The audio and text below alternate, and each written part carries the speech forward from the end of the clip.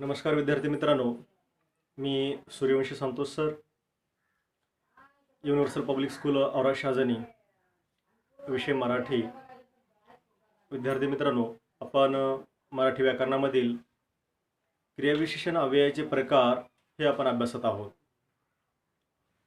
मागच्या पिरियडमध्ये आपण कालवाचक क्रियाविशेषण अव्यय, स्थलवाचक क्रियाविशेषण अव्यय आणि परिमाणवाचक क्रियाविशेषण अव्यय असे क्रियाविशेषण अव्ययाचे हे 3 प्रकार आपण या ठिकाणी अभ्यासलेला आहे. आता यानंतरचा पुढील जो प्रकार आहे तो प्रकार अभ्यासावायचा आहे. रीतिवाचक क्रियाविशेषण अव्यय याची व्याख्या लिहून घ्या. रीतिवाचक क्रियाविशेषण अव्यय, क्रिया कशी घडली हे दर्शविणारे शब्द. क्रिया कशी घडली हे दर्शविणारे शब्द म्हणजेच रीतिवाचक क्रियाविशेषण अव्यय होय. क्रिया कशी घडली हे दर्शविणारे शब्द म्हणजेच रीतिवाचक क्रियाविशेषण अव्यय होय. आता बघा, रीतिवाचक क्रियाविशेषण अव्यय कशाला म्हणायचं आहे. क्रिया कशी घडली याविषयीची माहिती सांगणारे जे काही शब्द आहेत त्यास आपण रीतिवाचक क्रियाविशेषण अव्यय असं आपण म्हणतो. तर रीतिवाचक क्रियाविशेषण अव्ययाचे काही शब्द आपण लिहून घेऊया.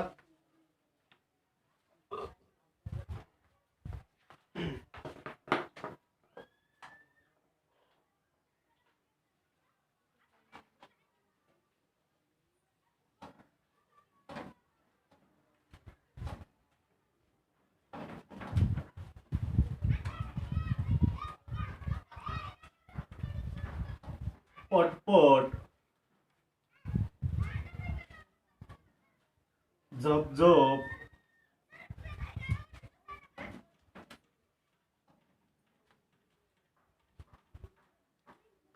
तुरु तुरु,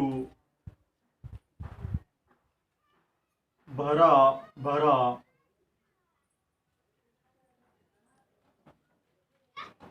बदाबद,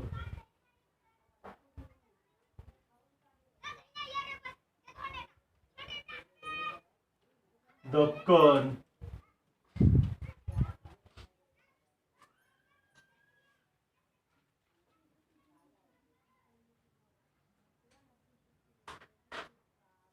हळू, आपोआप,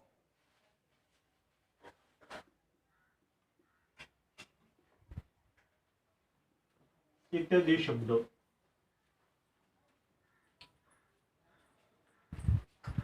पटपट, झपझप, तुरु तुरु, भरा भरा, बदाबद, धक्कन, हळू, आपोआप इत्यादी असणारे शब्द हे सर्व शब्द रीतिवाचक क्रियाविशेषण अव्ययाचे हे शब्द आहेत.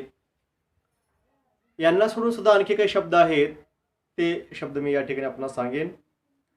उदाहरणामध्ये बघा, असे, तसे, जसे, उगीच, व्यर्थ, फुकट, मुद्दाम, जेवी, खरोखर, नक्की, खचित हे सुद्धा शब्द रीतिवाचक क्रियाविशेषण अव्ययामध्ये मोडत असतात. तर या ठिकाणी काही उदाहरण आपण लिहून घेऊया.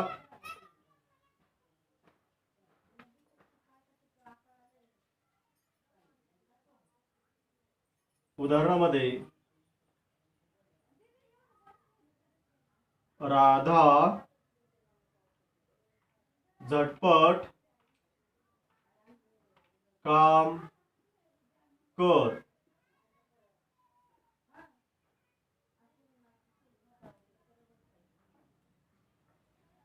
पटपट निर्णय घ्यावा.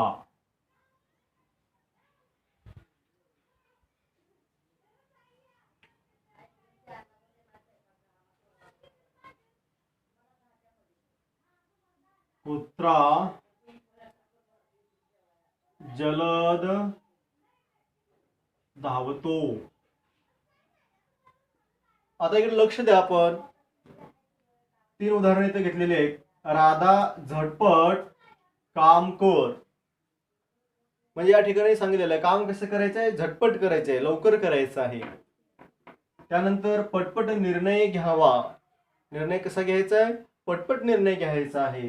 कुत्रा जलद धावतो. कुत्रा कसा धावत आहे, जलद धावतो, वेगाने धावतो. अशा प्रकारचं. म्हणजे या ठिकाणी क्रिया या ठिकाणी कशी घडते त्याविषयीच इथं किंवा त्या पद्धतीविषयी इथं सांगितलं जातं.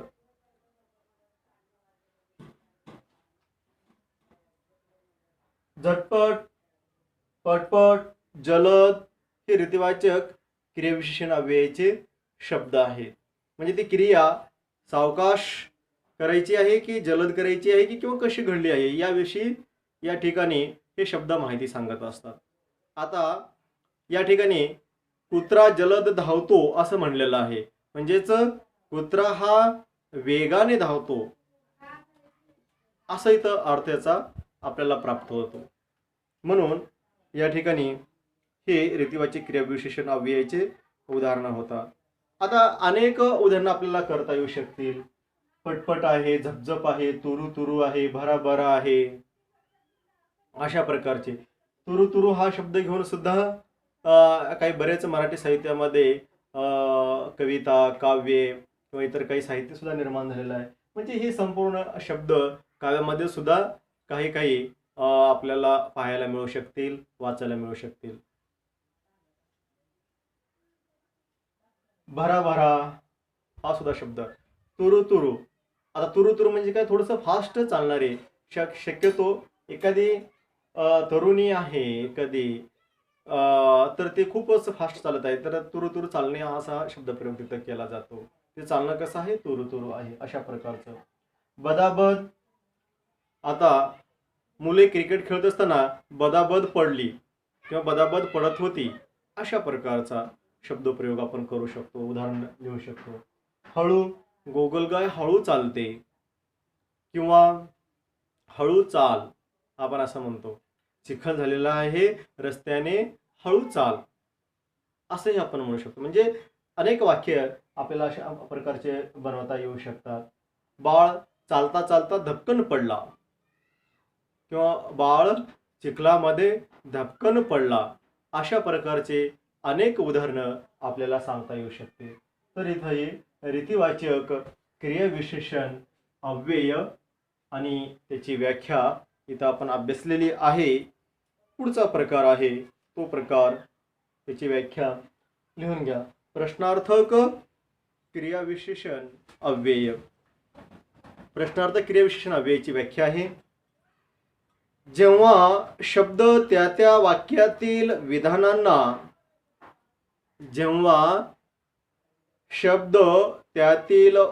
त्या त्या वाक्यातील विधानांना प्रश्नांचे स्वरूप देतात अशांना प्रश्नार्थक क्रियाविशेषण अव्यय असे म्हणतात. आता बघा, जेव्हा शब्द त्या त्या वाक्यातील विधानांना प्रश्नाचं स्वरूप ज्या ठिकाणी दिलं जातं किंवा प्रश्न तिथे निर्माण होतो असं ज्या ठिकाणी असेल त्यास आपण प्रश्नार्थक क्रियाविशेषण अव्यय असं आपण म्हणू शकतो. तिथं काही उदाहरण आपण प्रश्नार्थक क्रियाविशेषण अव्ययाचे आपण लिहून घेऊया.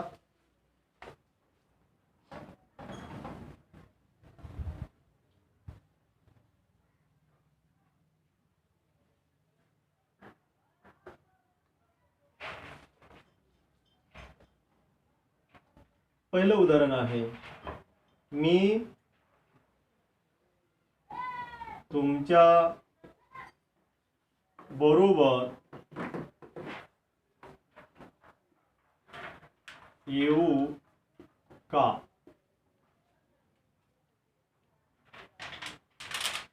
दुसरं उदाहरण आहे, तुमच्या वस्तू आम्हाला आम्हाला दाखवतात का, दाखवतात का.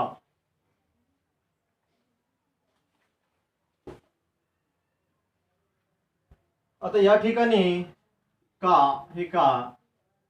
हे शब्द आलेले आहेत. म्हणजेच जेव्हा शब्द त्या त्या वाक्यातील विधानांना प्रश्नाचे स्वरूप देतात किंवा प्रश्न त्या ठिकाणी निर्माण होतो, त्यास आपण प्रश्नार्थक क्रियाविशेषण अव्यय असं आपण म्हणतो. आणि इथं मी तुमच्या बरोबर येऊ का म्हणून अशा प्रकारचा या ठिकाणी प्रश्न निर्माण झालेला आहे. तुमच्या वस्तू आम्हाला दाखवतात का, म्हणजेच तुमच्याकडे असणाऱ्या त्या वस्तू ज्या काही असतील त्या वस्तू आम्हाला दाखवतात का, अशा प्रकारचा इथं अर्थ प्राप्त होतो या वाक्यामधनं. म्हणून या ठिकाणी प्रश्नार्थक क्रियाविशेषण अव्यय होतो. प्रश्नार्थक क्रियाविशेषण अव्ययाच्या नंतरचा प्रकार आहे निषेधार्थ क्रियाविशेषण अव्यय. प्रश्नार्थकच्या नंतर निषेधार्थक क्रियाविशेषण अव्यय. व्याख्या आहे, लिहून घ्या. जेव्हा शब्द त्या त्या वाक्यातील, जेव्हा शब्द त्या त्या वाक्यातील क्रियेचा नकार किंवा निषेध दर्शवितात, जेव्हा शब्द त्या त्या वाक्यातील क्रियेचा नकार किंवा निषेध दर्शवितात, क्रियेचा नकार किंवा निषेध दर्शवितात, अशांना क्रियाविशेषण अव्यय असे म्हणतात. बघा, व्याख्या समजून घेऊ आपण. आता जेव्हा शब्द त्या त्या वाक्यातील क्रियेचा नकार असं म्हणलेलं आहे, म्हणजे एखादी वाक्य आहे, त्या वाक्यामधील जे काही शब्द आहेत त्या शब्दामुळे क्रियेचा नकार किंवा क्रियेचा निषेध दर्शविला जातो, असं ज्या ठिकाणी वर्णन असेल तर त्यास आपण निषेधार्थ क्रियाविशेषण अव्यय असं आपण म्हणतो. दोन उदाहरण आपण या ठिकाणी लिहून घेऊ.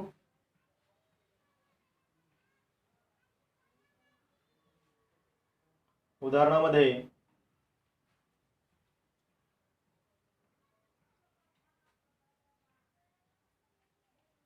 तो न चुकता येतो, या ठिकाणी असलेला जो न आहे, दुसरा आहे ते येतील तर ना, या ठिकाणी. आता हे जे उदाहरण आपण या ठिकाणी दोन्ही घेतलेलं आहे, यामध्ये तो न चुकता येतो, तो कसा येतो, न चुकता येतो. म्हणून इथला हा न म्हणजे या ठिकाणचे जे काही शब्द आलेले आहेत, तर हे इथं क्रियेविषयीची इथं माहिती सांगितली जाते. बघा, तो न चुकता येतो, दुसऱ्या वाक्यामध्ये ते येतील तर ना, म्हणजे ते येणारच नाहीत असा या ठिकाणचा इथं अर्थ प्राप्त होतो.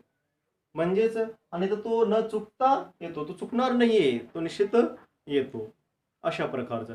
म्हणजे क्रियेचा इथं निषेध किंवा इथं नकार दर्शविला जातो, अशा प्रकारचे जिथं काही उदाहरणं असतील किंवा वाक्य असेल, अशा ठिकाणी आपल्याला निषेधार्थक क्रियाविशेषण अव्यय असं आपल्याला म्हणणं भाग पडतं. या ठिकाणी आपण क्रियाविशेषण अव्ययाचे अर्थावरून पडणारे प्रकार अभ्यासलेले आहेत एकूण. म्हणजेच अर्थावरून पडणारे जे काही 6 प्रकार आहेत, ते 6 प्रकार आपण या ठिकाणी अभ्यासलो. म्हणजेच कालवाच्य क्रियाविशेषण अव्यय, स्थलवाच्य क्रियाविशेषण अव्यय, परिमाणवाच्य क्रियाविशेषण अव्यय, रीतिवाच्य क्रियाविशेषण अव्यय, प्रश्नार्थक क्रियाविशेषण अव्यय आणि निषेधार्थक क्रियाविशेषण अव्यय, असे हे अर्थावरून पडणारे जे काही प्रकार आहेत ते प्रकार आपण या ठिकाणी अभ्यासलेला आहे. आता यानंतर क्रियाविशेषण अव्ययाचे जे काही प्रकार आहेत ते स्वरूपावरून पडणारे जे काही प्रकार आहेत त्यामध्ये सिद्ध क्रियाविशेषण अव्यय, साधित क्रियाविशेषण अव्यय आणि स्थानिक क्रियाविशेषण अव्यय हे प्रकार पडतात. तर ते प्रकार हे या ठिकाणी आपण अभ्यासूया, त्याची व्याख्याही पाहूया या ठिकाणी.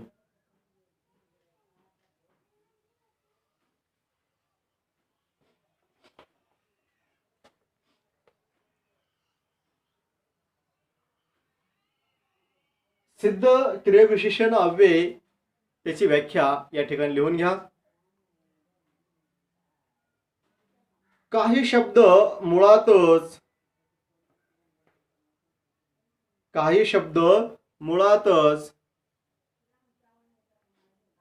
क्रियाविशेषण असतात.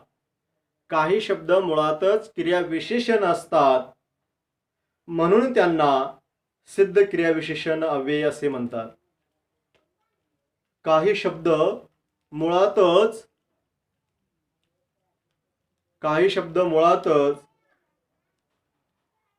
क्रियाविशेषण असतात म्हणून त्यांना सिद्ध क्रियाविशेषण अव्यय असे म्हणतात. आता बघा, काही शब्द मुळामध्येच क्रियाविशेषण अव्ययाचेच आहेत पण त्यांना सिद्ध क्रियाविशेषण अव्यय असं म्हणलेलं आहे. उदाहरणामध्ये काही शब्द आपण इथे लिहून घेऊ. आज, तेथे, मागे, पुढे, आता इत्यादी असणारे शब्द. आता हे मुळामध्येच क्रियाविशेषण अव्ययाचे शब्द आहेत म्हणून यांना सिद्ध क्रियाविशेषण अव्यय असं म्हणतात. म्हणजे मुळामध्येच हे क्रियाविशेषण अव्ययाचे शब्द आहेत म्हणून यांना सिद्ध क्रियाविशेषण अव्यय असं म्हणलेलं आहे. या ठिकाणी 2 वाक्य आपण पाहूया.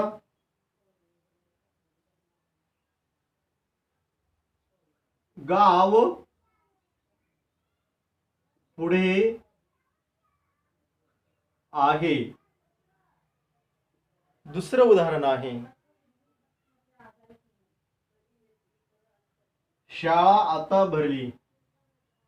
शाळा आता भरली. बघा, इकडे लक्ष द्या. आता हे जे आहेत हे 2 उदाहरण आहेत. गाव पुढे आहे, शाळा आता भरली. हे म्हणजेच सिद्ध क्रियाविशेषण अव्ययाची ही उदाहरण आहेत. पुढे आणि आता हे इथं शब्द आलेले आहेत. यानंतरचा जो प्रकार आहे तो प्रकार हे आपण पाहूया. साधित क्रियाविशेषण अव्यय.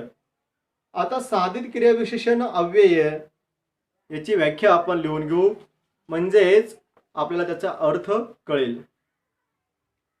काही शब्द हे मूळ शब्दांना प्रत्यय लावून काही शब्द हे मूळ शब्दांना प्रत्यय लावून आलेले असतात अशांना साधित क्रियाविशेषण अव्यय असे म्हणतात. अशांना साधित क्रियाविशेषण अव्यय असे म्हणतात. ही व्याख्या आहे. आता बघा, काही शब्द हे मूळ शब्दांना प्रत्यय लावून आलेले असतात त्यांना आपण साधित क्रियाविशेषण अव्यय असं आपण म्हणतो. आता साधित क्रियाविशेषण अव्ययामध्ये 2 प्रकार आपल्याला दिसून येतात. तर साधित क्रियाविशेषण अव्ययाचे पहिला जो काही प्रकार आहे तो आहे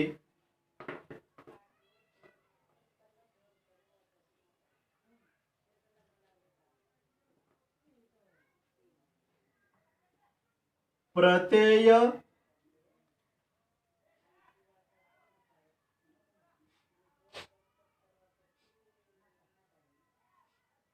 प्रत्यय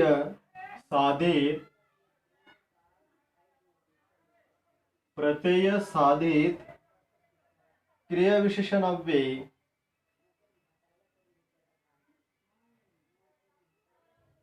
आता यामध्ये प्रत्यय साधित असं म्हणलेलं आहे. काही उदाहरण आहेत, आपण ते एक 2-3 उदाहरणं आपण लिहून घेऊ, म्हणजेच आपल्याला त्याचा अर्थ समजायला आपल्याला सोपं जाऊ शकेल.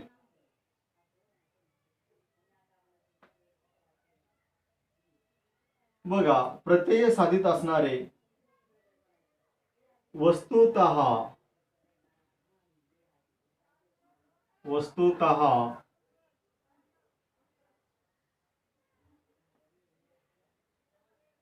सकाळी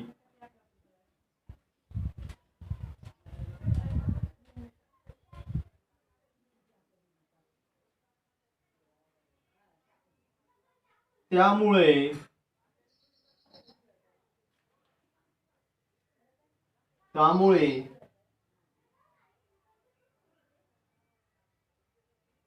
हसून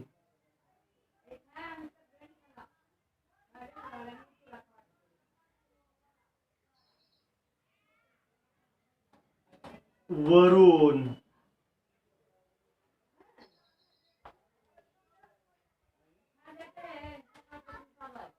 मनपूर्वक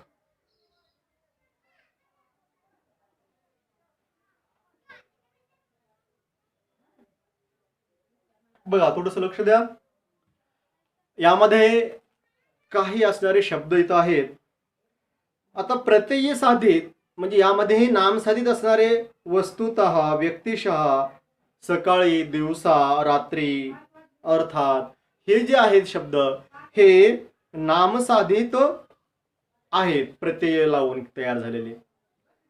म्हणजेच साधित क्रियाविशेषणाव्ययीचे 2 जे प्रकार पडतात त्यामधील प्रत्यय साधित जे काही प्रकार आहेत त्या प्रत्यय साधित मध्ये हे 2-4 प्रकार आहेत. म्हणजे जे नामापासून तयार झालेले, नामापासून त्याला प्रत्यय लागलेला नाम साधित म्हणजे वस्तुतः, व्यक्तिशः, व्यक्ती नाम आहे, व्यक्तिशः असं अशा प्रकारचं. सकाळ किंवा दिवस, दिवसा म्हणजे नामापासून निर्माण झाले नाम साधित. त्यानंतर आपण सर्वनाम साधित म्हणजे कित्येकदा, त्यामुळे, ह्यावरून हे सर्वनाम साधित आहेत. विशेषण साधित आहेत काही, एकदा, एकत्र, इतक्यात, मोठ्याने हे जे काही शब्द असतील हे विशेषण साधित. धातू साधित हसू, हसून, हसत, हसता, हसताना अशा प्रकारचे हे धातू साधित आहेत. दुसरे सुद्धा आपण लिहू किंवा लिह, लिहिताना, लिहितील अशा प्रकारचे. अव्यय साधित कोठून, वरून, इथपर्यंत, इकडून, खालून हे सुद्धा. आणि प्रत्यय साधित असं म्हणलेलं आहे. या ठिकाणी कालानुसार, बुद्धी पुरस्सर, शास्त्रदृष्ट्या, मनपूर्वक हे जे काही शब्द आहेत हे संपूर्ण प्रत्यय साधित मध्येच येतात. मी दिवसा गेलो किंवा दुसरं उदाहरण आहे बाबा सकाळी उठतील. या बाबा सकाळी उठतील म्हणजे आता हे 2 उदाहरणं आपण इथं अभ्यासलेलं आहे. तिथं लिहून पण आपण इथे घेऊया. मी दिवसा गेलो. दुसरं आहे बाबा सकाळी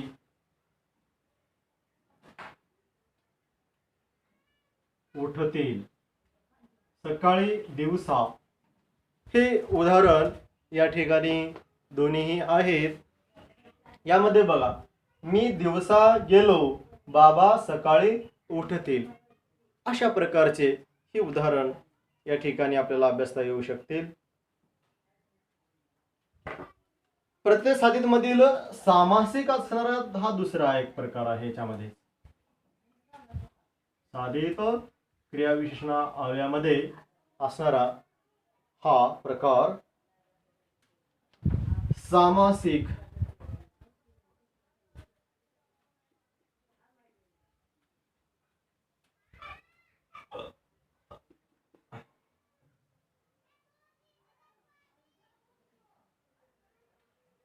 तर सामासिक शब्द घेऊन निर्माण होणारे वाक्य आहेत. यामध्ये द्विरुक्त किंवा सामासिक शब्द काही वेळा क्रियाविशेषणाचे कार्य करतात. द्विरुक्त किंवा सामासिक शब्द काही वेळा क्रियाविशेषणाचे कार्य करतात. आता द्विरुक्त आणि सामासिक. आता द्विरुक्त म्हणजेच कसं बघा, घरोघर,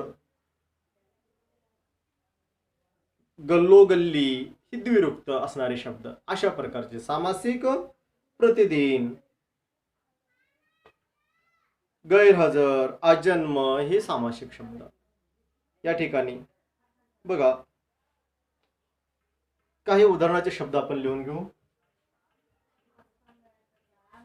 प्रतिदिन, प्रतिदिन,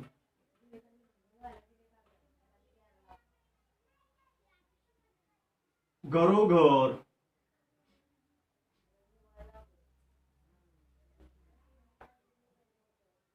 गल्लोगल्ली, गल्लोगल्ली,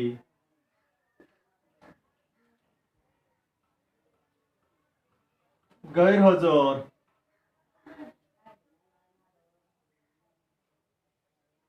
गैरहजर,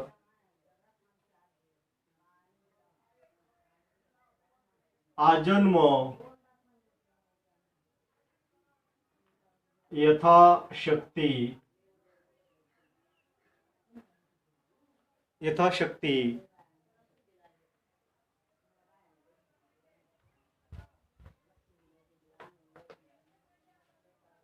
वाक्य लिहून घेऊ आपण. रमेश आज गैरहजर आहे.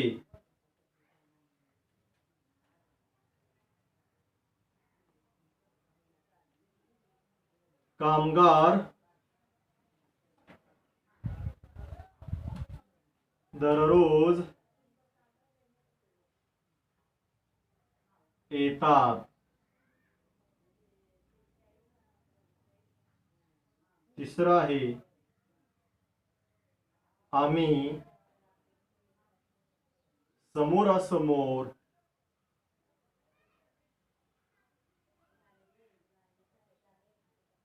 भेटलो.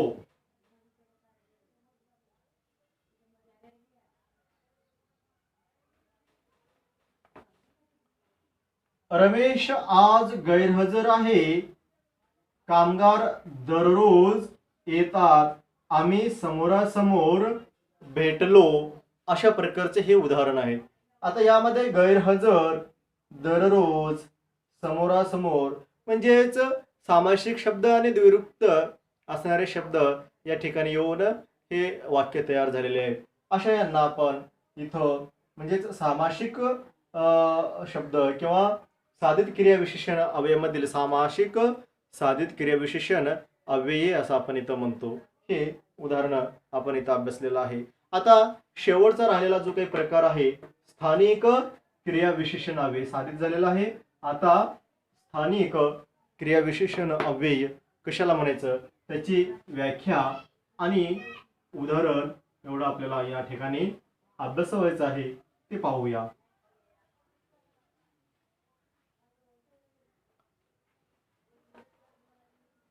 स्थानिक क्रियाविशेषण अव्यय जे आहे त्या स्थानिक क्रियाविशेषण अव्ययाची व्याख्या लिहून घ्या. जे शब्द क्रियेविषयी माहिती देतात, जे शब्द क्रियेविषयी माहिती देतात आणि ते वाक्यात विशिष्ट स्थानावर येऊन आणि ते वाक्यात विशिष्ट स्थानावर येऊन त्यांना क्रियाविशेषण अव्ययाचे रूप प्राप्त होते, त्यांना क्रियाविशेषण अव्ययाचे रूप प्राप्त होते, म्हणून त्यांना स्थानिक क्रियाविशेषण अव्यय असे म्हणतात. म्हणून त्यांना स्थानिक क्रियाविशेषण अव्यय असे म्हणतात. आता लक्ष द्या इकडे. जे शब्द क्रियेविषयी माहिती देतात, म्हणजे काही शब्द जे आहेत किंवा जे शब्द आहेत ते क्रियेविषयी माहिती देतात आणि वाक्यात विशिष्ट स्थानावर येऊन त्यांना क्रियाविशेषण अव्ययाचे रूप प्राप्त होते. म्हणजे क्रियेविषयी माहिती देणारे काही असणारे शब्द आणि विशिष्ट स्थानावर येणारे ते काही शब्द, म्हणून त्यांना क्रियाविशेषण अव्ययाचे त्या ठिकाणी रूप प्राप्त होतं, म्हणून त्यांना आपण स्थानिक क्रियाविशेषण अव्यय असं आपण म्हणतो. 2 उदाहरण आपण या ठिकाणी लिहून घेऊया. उदाहरणार्थ,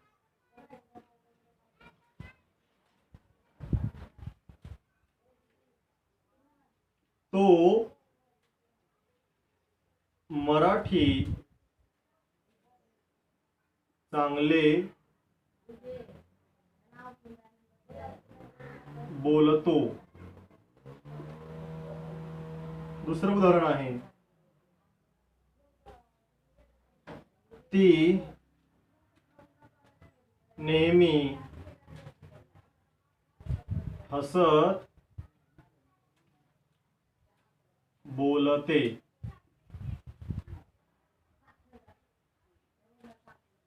या ठिकाणी चांगले आणि हसत असे शब्द आलेले आहेत. आता हे शब्द विशिष्ट ठिकाणी तर आलेले आहेत आणि हे क्रियेविषयी माहिती देतात आणि विशिष्ट स्थानावर येऊन त्यांना क्रियाविशेषण अव्ययाचं रूप इथं प्राप्त होतं, म्हणून इथं तो मराठी चांगले बोलतो. चांगले इथं जो आलेला शब्द आहे तो इथं स्थानिक क्रियाविशेषण अव्यय असं म्हणतो. ती नेहमी हसत बोलते. इथं हसत आलेला जो शब्द आहे तोही इथं स्थानिक क्रियाविशेषण अव्ययाचं या ठिकाणी तो कार्य करतो. अशा प्रकारे